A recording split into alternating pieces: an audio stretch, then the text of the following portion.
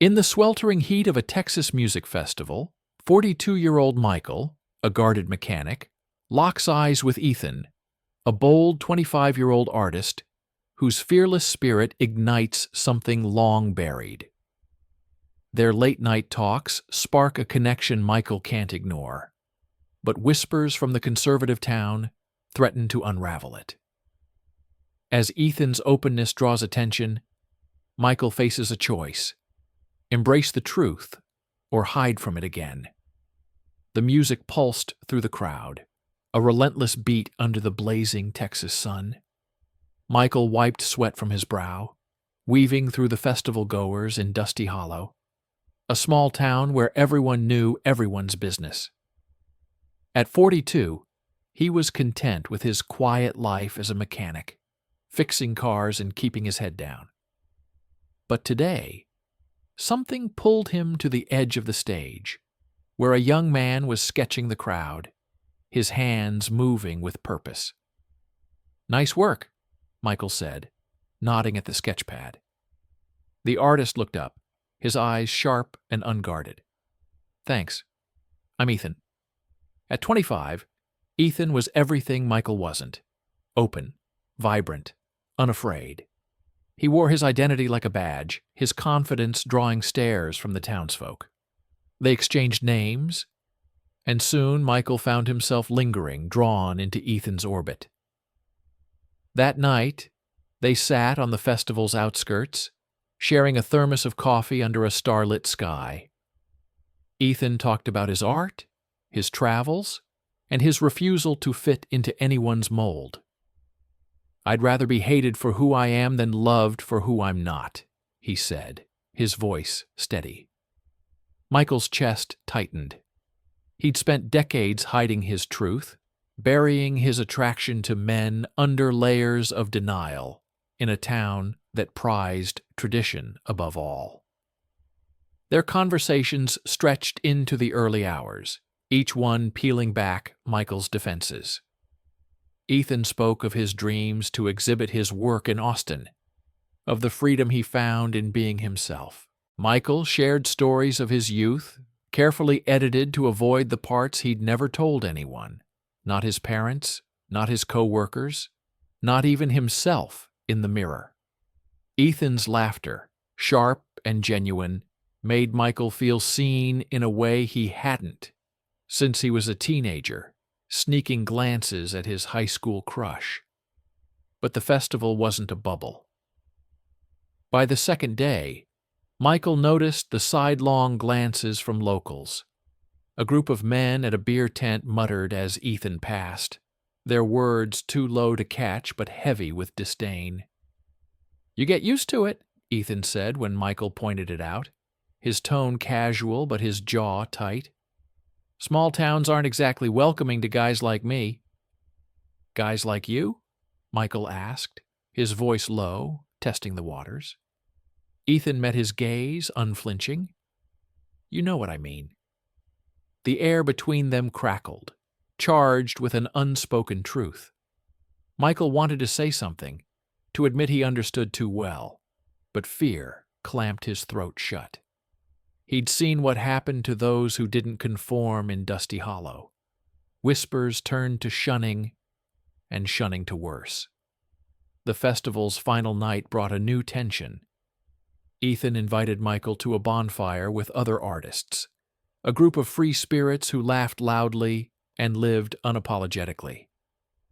Michael hesitated, but joined, sitting at the edge of the circle. Ethan's ease among them, his hand brushing Michael's as he passed a drink, sent a jolt through him. For a moment, Michael imagined a life where he could be that free, that open.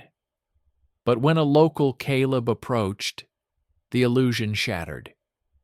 Caleb was Ethan's ex, a bar owner with a charming smile and a reputation for holding grudges. He greeted Ethan with a smirk, his eyes flicking to Michael. "Didn't expect to see you here, Mike," Caleb said, his tone laced with something sharp. "Hanging out with the artsy crowd now?" The words were innocent enough, but Michael felt the weight behind them, the unspoken threat of exposure. As Caleb lingered, his comments grew pointed, probing Ethan's past and hinting at secrets. Ethan brushed them off, but Michael saw the strain in his posture. When Caleb finally left, Ethan turned to Michael. "He's trouble," he said quietly. "Always has been." Michael nodded, but his mind raced. Caleb's presence felt like a storm cloud, and Michael sensed it wouldn't pass quietly. By the time the festival ended, Michael was torn. Ethan's openness had awakened something in him, a longing to live authentically, to stop hiding. But Dusty Hollow's watchful eyes and Caleb's lingering threat loomed large. As they parted ways, Ethan scribbled his number on a napkin. "Call me," he said, his voice soft but firm. "I think you've got more to say than you let on." Michael pocketed the napkin, his heart pounding. Driving home, the weight of Ethan's words and Caleb's stare pressed against him. He wanted to call, to chase this spark, but the fear of what it would cost, his job, his family, his place in this town, clawed at him. The road ahead felt like a tightrope, and Michael wasn't sure he could cross it without falling. The days after the festival felt like a held breath for Michael. Ethan's number burned a hole in his pocket, but he hadn't called.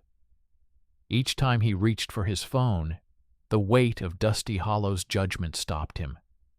The town's gossip mill churned, and whispers about Ethan's lifestyle had already reached the garage where Michael worked. "That artist kid's trouble," his co-worker muttered over a busted carburetor. Michael nodded, his stomach twisting, and changed the subject. Ethan, undeterred, texted Michael a week later, inviting him to a local diner. Against his better judgment, Michael went. Ethan was already there, sketching on a napkin, his energy a stark contrast to the diner's stale air. They talked easily, picking up where they'd left off. But Michael kept glancing at the door, half expecting prying eyes. Ethan noticed. "You're jumpy," he said, his tone light but pointed. "Something wrong?" Michael hesitated, then shook his head. "Just not used to this." He didn't elaborate, but Ethan's gaze softened, as if he understood. They parted with a promise to meet again, and for a fleeting moment, Michael felt lighter, like he could outrun his fears. But Caleb had other plans. The bar owner had been watching, his resentment simmering since Ethan left him years ago. One evening, Michael overheard Caleb at the garage, talking loudly to a group of locals. "Ethan's not just an artist," Caleb said, his voice dripping with malice. "He's got no shame, flaunting who he is." The words weren't explicit, but the implication landed like a punch. The men laughed, their tone cruel, and Michael's blood ran cold. He stayed silent, gripping a wrench until his knuckles whitened. The next day, the rumors spread like wildfire. At the hardware store, Michael caught snippets of conversation. "Ethan's kind don't belong here." By evening, flyers appeared around town, outing Ethan with vicious clarity. They didn't name Caleb, but Michael knew who was behind it. Ethan's name was now a target, and the town's hostility surged. At the diner, a group of regulars refused to sit near him. A shop owner turned him away, citing family values. Michael saw Ethan the following night. His usual spark dimmed. They met at a quiet park, away from the town's glare. "I didn't think it'd get this bad," Ethan admitted, his voice low. "Caleb's out for blood." Michael wanted to comfort him, to say he'd stand by him, but fear choked his words. What if the town turned on him too? His job, his family, everything he'd built could crumble. "I need you to have my back," Ethan said, his eyes searching Michael's. The plea hung between them, raw and urgent. Michael's throat tightened. He wanted to promise, to be the man Ethan needed, but the weight of exposure paralyzed him. "I can't," he whispered, barely audible. Ethan's face fell, a mix of hurt and betrayal flashing across it. "You're just like them," he said, his voice breaking. He turned and walked away, leaving Michael alone in the dark. The days that followed were a blur of guilt. Michael avoided the diner, the park, anywhere Ethan might be. He heard Ethan had left town, driven out by the relentless gossip and Caleb's vendetta. At the garage, the rumors continued, but now they included Michael. "You were tight with that guy, huh?" a coworker asked, his tone sharp. Michael shrugged it off, but the suspicion lingered, a noose tightening around his secret. Late one night, Michael drove to the edge of town where the festival had been. He sat in his truck, replaying Ethan's words, "You're just like them." The truth stung. He'd abandoned Ethan to protect himself, choosing silence over courage. The town's judgment had won, and Michael hated himself for it. He pulled out the napkin with Ethan's number, now crumpled, and stared at it. Calling would mean facing what he'd done and what he hadn't. His fingers hovered over his phone, but he didn't dial. Michael's days blurred into a grind of oil changes and engine repairs, but the garage couldn't drown out the echo of Ethan's departure. 3 months had passed since Ethan left Dusty Hollow, driven out by Caleb's flyers and the town's venom. Michael's silence that night in the park haunted him, a wound that festered with every sidelong glance from coworkers. They didn't know his secret, but their suspicion was enough to keep him on edge. He threw himself into work, staying late to avoid the quiet of his empty house. Sleep brought no relief. Dreams of Ethan's accusing eyes woke him in a cold sweat. He'd kept the napkin with Ethan's number, now tucked in a drawer, but calling felt impossible. What could he say? "Sorry I let you face this alone?" The words felt hollow against the weight of his betrayal. His family noticed the change. At Sunday dinner, his sister Laura pressed him. "You're not yourself, Mike," she said, setting down a plate of roast. Their parents, devout and traditional, exchanged looks. "Maybe it's time you found someone," his mother added, her tone gentle but firm. "A good woman to settle down with." Michael forced a smile, his chest tightening. The expectation to conform, to hide, was a rope around his neck, and every family gathering tightened it. The town's mood didn't help. At the local market, Michael overheard whispers about that artist kid and how Dusty Hollow was better off without him. The words cut deeper than he expected. He wanted to defend Ethan, to shout that they were wrong, but fear of exposure kept him silent.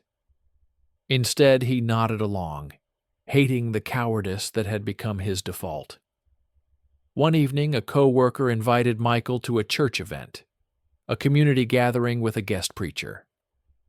Reluctantly, he went, hoping to blend in. The sermon started innocently, but soon the preacher's voice boomed about protecting family values and resisting temptation. The crowd nodded, some clapping, as the words turned sharper, condemning those who stray from the path. Michael's stomach churned. He slipped out before the final hymn, the preacher's voice chasing him into the night. Back home, he sat at his kitchen table, the napkin in hand. Guilt and longing collided, urging him to act. He grabbed a pen and started writing, not a text, but a letter. Words poured out, regret for his silence, admiration for Ethan's courage, and the truth he'd buried for years.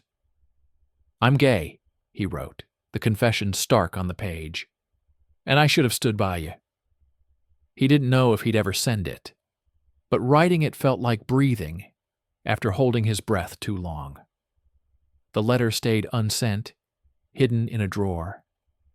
Each time Michael considered mailing it, fear crept in. What if Ethan hated him? What if the letter was found? Dusty Hollow wasn't kind to secrets, and Caleb's influence lingered. Michael had seen him at the bar, smirking as if he'd won. The thought of Caleb's smugness fueled Michael's anger. But it wasn't enough to break his paralysis. One night, a co-worker mentioned Ethan's name over beers. "Heard he's in Austin now, doing some art thing," he said, his tone dismissive. Michael's heart raced. Ethan was thriving, or at least surviving. The news stirred something in him, a mix of pride and pain. He wanted to know more, to see if Ethan had found peace, but asking questions risked exposing his interest. He changed the subject, but the thought of Ethan in Austin lingered, a beacon in his fog of regret. As weeks turned to months, Michael's life felt like a treadmill, moving but going nowhere. His sister's concern grew, and even his parents started asking pointed questions. "You're not getting any younger," his father said one evening, his voice heavy with expectation. Michael nodded, but inside, he was screaming. The letter in his drawer called to him, a reminder of the man he could have been if he'd chosen courage over fear. Driving home that night, Michael stopped at the edge of town, where the festival lights had once glowed. He pulled out his phone and opened Ethan's contact. His thumb hovered over the call button, heart pounding. The truth was a weight he could no longer carry alone. But reaching out meant risking everything. His family's approval, his place in Dusty Hollow, his fragile sense of safety. He closed the phone and drove on, the letter's words echoing in his mind. "I should have stood by you." 2 years had passed since Ethan left Dusty Hollow, but his absence still gnawed at Michael. The unsent letter remained in his drawer, a silent testament to his cowardice. Life in the small Texas town trudged on. Work at the garage, tense family dinners, and the ever-present weight of hiding who he was. But a spark of hope flickered when Michael saw a flyer for an art exhibition in Austin. Ethan's name was listed as the featured artist.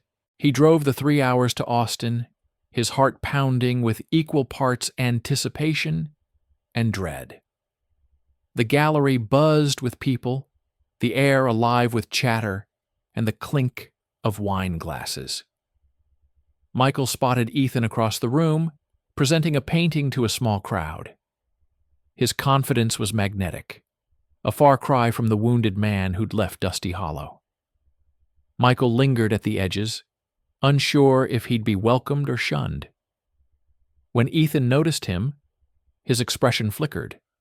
Surprise, then caution. "Didn't expect to see you here," Ethan said, his tone polite but guarded. They stepped aside, away from the crowd. "I heard you were doing well," Michael offered, his voice unsteady. Ethan nodded, gesturing to his work. "This is my life now. Took a while, but I found my place." His words carried pride, but also an edge of pain, a reminder of what Dusty Hollow had cost him. Their conversation was cut short when Caleb appeared, his presence like a storm cloud. He'd driven to Austin, claiming to support local talent, but his smirk told another story. "Still chasing Ethan, huh, Mike?" Caleb said loudly, drawing eyes. He leaned closer, his voice low and venomous. "Everyone back home knows you were too close to him. Wonder what they'd think if I spilled the rest." The threat hung heavy, a blade aimed at Michael's secret. Ethan's jaw tightened, but Michael spoke first. "You don't get to do this again," he said, his voice steady despite the fear clawing at him. The crowd quieted, sensing tension. Caleb laughed, turning to the onlookers. "This guy's got secrets, just like his artist friend here," he said, gesturing at Ethan. "They're not what you think." Michael's pulse raced. Years of silence, of hiding, pressed against him. But something snapped. "Enough," he said, stepping forward. "You spread lies to hurt Ethan, to hurt me. You don't control us anymore." His voice carried, raw and unyielding. He turned to the crowd. "Ethan's art speaks truth. Caleb's just scared of it."